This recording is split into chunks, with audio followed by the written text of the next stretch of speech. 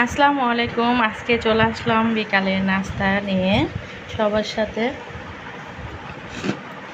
এই তো তোমাদের সাথে আজকে বিকালে কি নাস্তা বানিয়েছি সেটা একটু তোমাদের সাথে কি নাস্তা খাচ্ছি সেটা একটু শেয়ার করতেছি। আজকে আমি নিজের হাতে চিকেন রোল বানিয়েছি।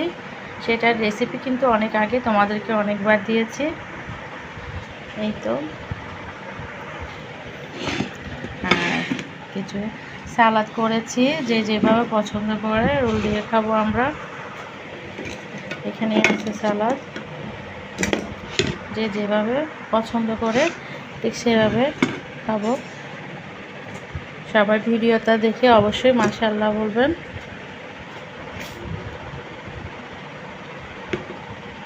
এই তো এখানে গাজর কাটলাম।